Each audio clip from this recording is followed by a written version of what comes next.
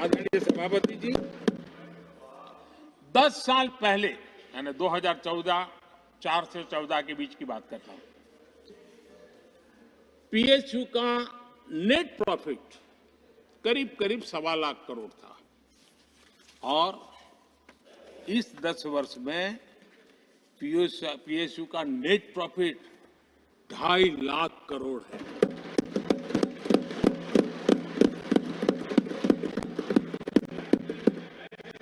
दस वर्ष में हमारे 10 वर्ष में पीएसयू की नेट वर्थ 9.5 लाख करोड़ से बढ़कर के 17 लाख करोड़ हो गई है।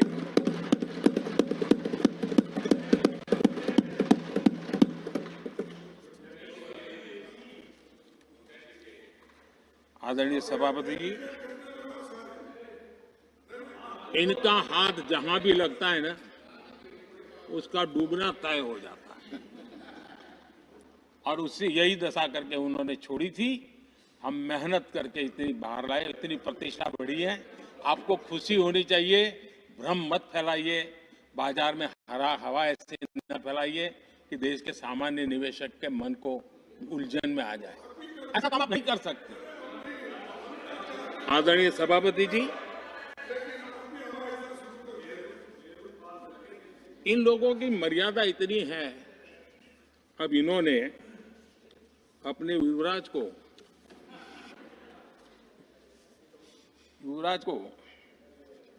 एक स्टार्टअप बना करके दिया है। अब वो नॉन स्टार्टर है।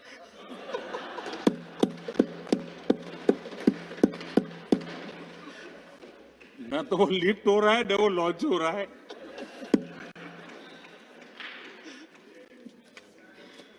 आदरणीय सभापति जी,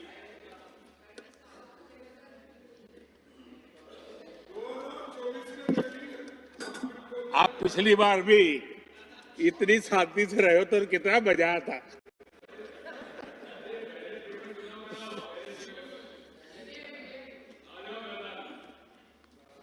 आदरणीय राष्ट्रपति जी, आदरणीय सभापति जी,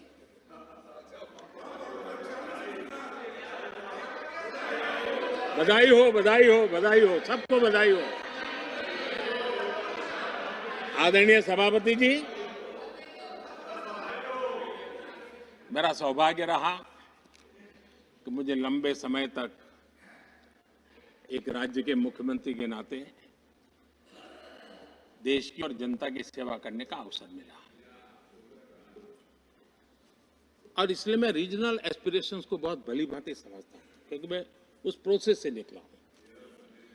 जैसे हमारे यहाँ दिग्विजय जी, उनको भली भांति सहज समझ आता है कि एक राज्य के लिए क्या होता है। हम लोग उसी दुनिया से निकल करके आए थे, तो हमें अनुभव है, पता है। शरद राव जी को है, तो ऐसे कुछ लोग हैं यहाँ जिनको ये सारी चीजों का पता है।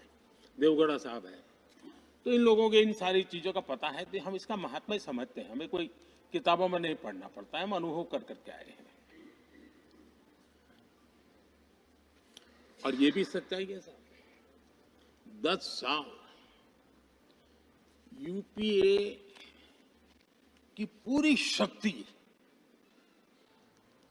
गुजरात को क्या कुछ न करने में लगी हुई थी, अब कल्पना नहीं कर सकते। लेकिन मैं आंसू नहीं बहाता, मैं रोने की मेरी आदत नहीं है जी।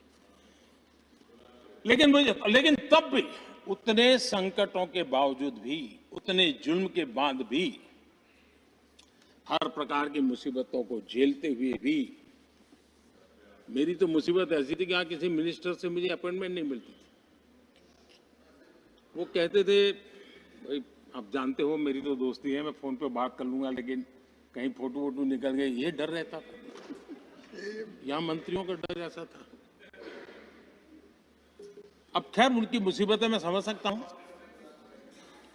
मेरे यहाँ एक बार बहुत प्राकृतिक आपदा आई, मैंने उस समय प्रधानमंत्री जी को बड़ा रिक्वेस्ट किया कि आप आइए, एक बार जरा देख लीजिए। उनका कार्यक्रम बना, फिर साहब एक एडवाइजरी कमेटी बनी थी ना, शायद वहां से हुक्म आया, तो कोई हेलीकॉप्टर से हवाई निरीक्षण करे वो तो मैं समझ सकता हूँ। साहब वो कार्यक्रम बदल करके साउथ में किस राज्य में गए तो मुझे याद नहीं रहा आज, और बोले हम हवाई जहाज से ऊपर से देख लेंगे, हम गुजरात में नहीं आएंगे। मैं सूरत पहुंचा हुआ था, वो आने वाले थे, मैं जानता हूँ आखिर में क्या हुआ होगा। तो आप कल्पना कर सकते हैं साहब, प्राकृतिक आपदा में भी मैंने ऐसी मुसीबतों को झेला है, लेकिन उसके बावजूद भी उस समय भी मेरा मंत्र था, आज भी मेरा मंत्र है कि देश के विकास के लिए राज्य का विकास, भारत के विकास के लिए गुजरात का विकास, और हम सबको इसी रास्ते पर चलना चाहिए। हम राज्यों का विकास से ही राष्ट्र का विकास कर पाएंगे। इस पे कोई विवाद नहीं हो सकता है, कोई विवाद नहीं हो सकता है। और मैं आपको विश्वास देता हूं सभापति जी, राज्य अगर एक कदम चलता है तो 2 कदम चलने की ताकत देने के लिए मैं तैयार हूं।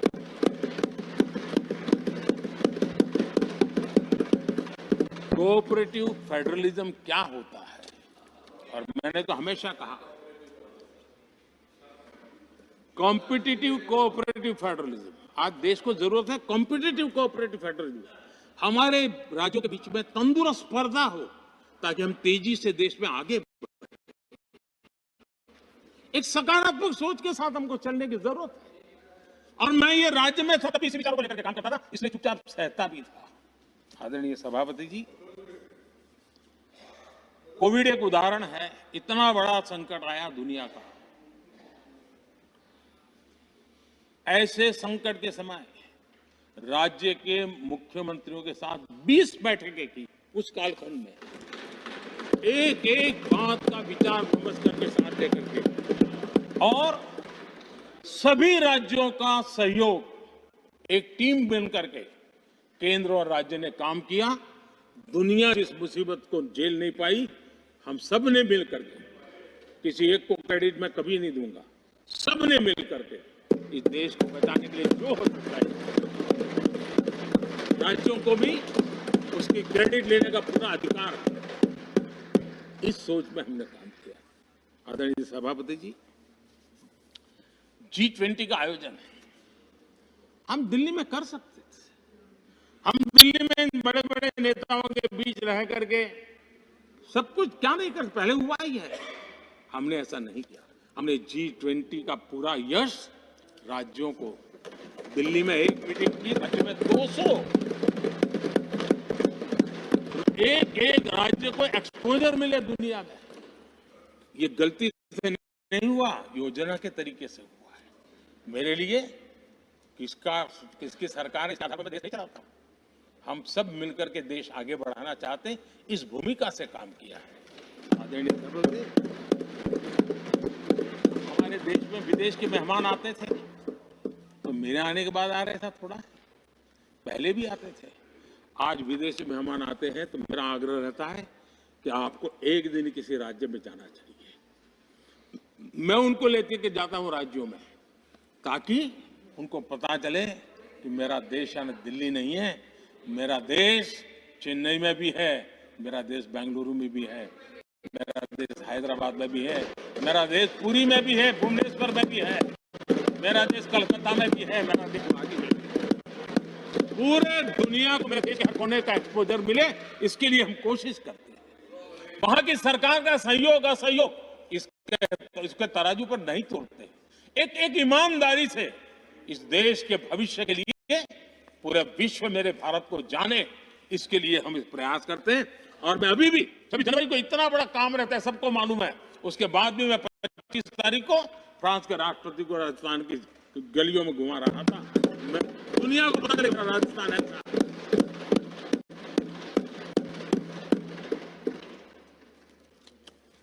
आदरणीय सभापति जी, हमने एक बहुत बड़ा कार्यक्रम लिया जिसकी विश्व में एक मोड़े के रूप में चर्चा हो रही है, एस्पिरेशनल डिस्ट्रिक्ट। एस्पिरेशनल डिस्ट्रिक्ट की जो सफलता है ना, उसमें 80% भूमिका मेरे राज्यों के सहयोग की है। राज्यों ने जो सहयोग किया है, उन्होंने एस्पिरेशनल डिस्ट्रिक्ट की मेरी भावना को समझा है। आज उस एस्पिरेशनल दृष्टि को आगे बढ़ाने के लिए 80% ताकत राज्यों से मिल रही है, डिस्ट्रिक्ट लेवल के अफसरों से मिल रही है। और जो राज्य, वो राज्य की औसत में भी आखिरी पायदान पे खड़े थे, वो आज नेशनल एवरेज के साथ कंपटीशन करने लगे। ये दृष्टि कभी पिछड़ी दृष्टि मानी जाती थी। ये सबके सहयोग से हो रहा है और इसलिए हमारे कार्यक्रमों की रचना ही सबको साथ लेकर के चलने की है और मिल करके देश के भविष्य को बनाने की है। आज देश का हर कोना, हर परिवार विकास के फल प्राप्त करे, ये हम सबका दायित्व है और हम उसी दिशा में जाना चाहते हैं। हम हर राज्य को उसका पूरा हक भी देना चाहते हैं।